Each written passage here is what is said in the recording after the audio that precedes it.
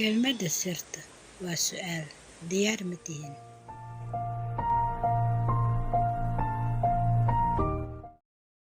Bismillah, alxamdulilah. Salaatu wasalaamu calaa nabiyina Maxamed. Assalaamu calaykum waraxmatullaahi tacaala wabarakaatu. Maanta waxaa ka hadlaya mowduuc aad u muhiim ah, micnooyin badanna xambaarsan. Mowduuca wuxuu ka hadlayaa arsaaqad, wuxuu tilmaamayaa barakooyin, faa'iidooyin badan, wuxuu tilmaamayaa ducooyin Rabbi kaa ajiibay, yacni cibaado Rabbi kaa aqbalay, waxay doontaba ahaatee.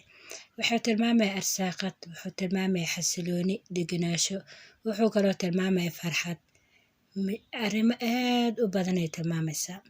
Arrinkaa waxaa weeye haddaad ku riyootid roobka, maadaama anaga hadda ayaamo roobeed aan ku jirno, geedaha cagaarkan anigaan iska jeclaa idiin soo duubay, iyo si aan uga hadalno niyaddeed waxaa ku soo dhacay inaan ka hadlo roobka.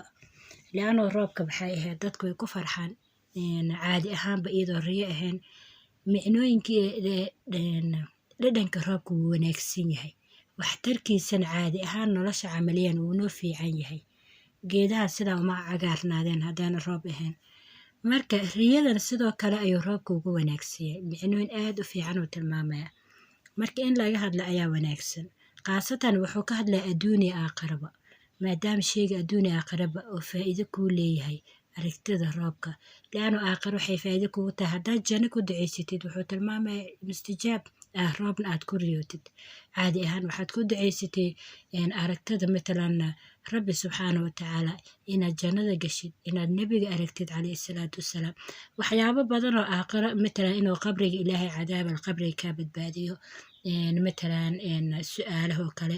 Waxyaabahaasaad Rabbi ka barisay, kabacdina waxaad aragtay roob. Ficlan wuxuu tilmaamayaa mustajaab. Aragtida samadoo keliya ayaa ah cibaado Rabbi ka aqbalaya, micnooyin aad u badan. Sidoo kale samadaad fiirisay iyadoo roobka soo da'ayo. Taan waxay tilmaamaysaa inuu Rabbi ku aqbalay ducooyinkaaga iyo waxaad dalbatay.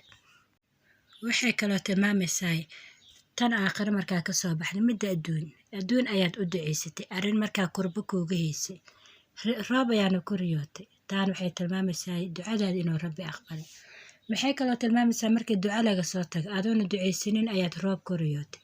Taana micnooyin aad u badan ay tilmaamaysaa oo arsaaqada wax walbay noqonaysaa.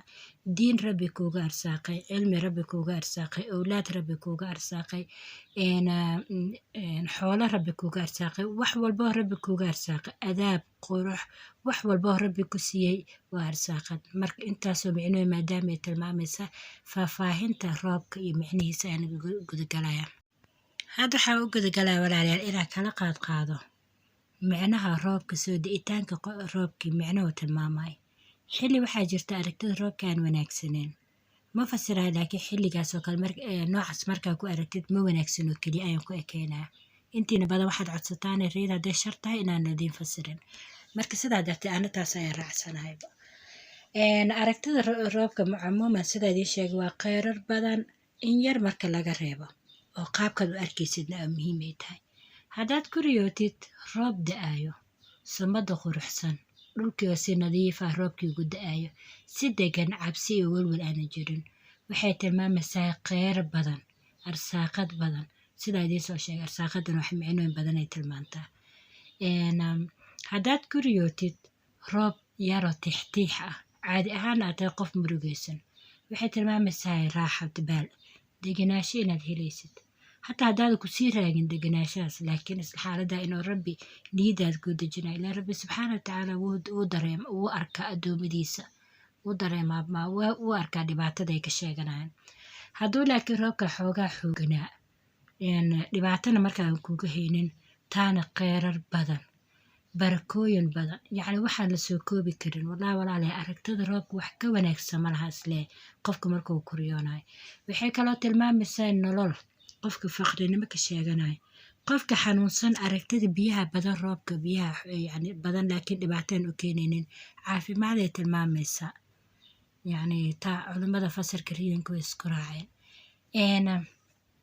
Xilliga aan wanaagsaneyn aragtida roobka, haddaad aragtid samadoo dhagaxaan ka soo daadanayo kale, mise biyihii ku qaadayo adiga familkaaga dadkii kaaga dhawaa gurigaagay soo galeen matalan alaabtaadii qaadaan daadad ayay wataan yacni mise bahalo waxyaabahaas oo kala raacsan xilliyada yacni caadi ahaan adna argagax iyo cabsiyaad la kulmaysaa caadi ahaana markaasayta riyadaasayta kuumaha riyo wanaagsan rubama aad ku jirtaa dunuub fasirkeed yacni masiibooyin maaha dunuub aad ka toobad keeni karta yacni rabbi waa qafuuro raxiim rubama aad ku jirtaa dunuub mise dulmiyo mise dembiye mise markaa wax yacni adiga iskuleyba qof walba xaaladiis waa muhiim xaaladda markaa ku sugan tahay haddaa naftaada dib ugu noqotid waa dareemi kartaa riyooyinkaasoo kale aragtid wixii kaa qaldanaa saxi doontaa qofka maqla codka roobka markaad guri ku jirto oo kale aad banaanka bixiyo codka roobka waad maqlaysaa laakiin ma arkaysid roobka matalan inuu roob da-ay aad maqlaysaa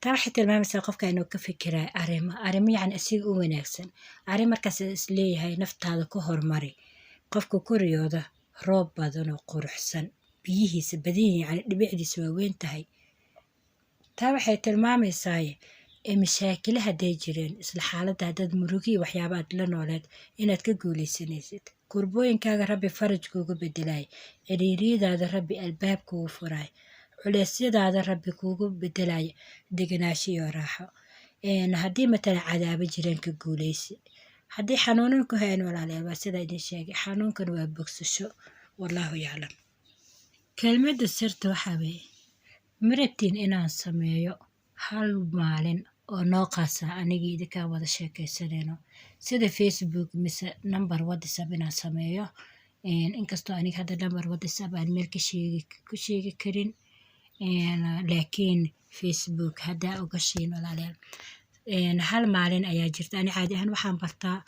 aadna waan u mashquul badanahay howlo kale ayaa jiro iska badan marka waxaa jira hal maalin aniga aan fursad leeyahay sida maanta oo kale maalinta arbacada habeen khamiis soo galaysa aad ayaan waqti u hayaa manoo sameeyaa waqti anaga iyo idinkaan ku wada hadleyno 1 saac ha ahaato 2 saacadood ha ahaato su-aalihiina khaasatan dadka su-aalaha xasaasiga haysto aad iigu soo dirtaan anigana jawaabta idin sii isla xaalada haddii rabbi idmo oo rabbiga raxmaanka ahaa noo ogolaado waqtiga hadday jawaabta ay tahay haa walaalayaal qaybta komitiga noogu soo qoro insha allah whatsappka mise facebookaasaan sameyn doona facebook noo samaysan yahay meeshaas ayaa ku wada hadli doonaa saacadda iyo waqtiga maalinta ayaa idinla soo socodsiin doonaa qofka kuriyooda asigoo daaqada ka daawanaya roob ayaa da-ay daaqad mise meel yacni duleesho gurigiisuu ku jiraa meel ayuu saa ugu daawanaya roobka sida albaabka qayb ka mid ah mise daaqad oo kale kaa waxay tilmaamaysaa inuu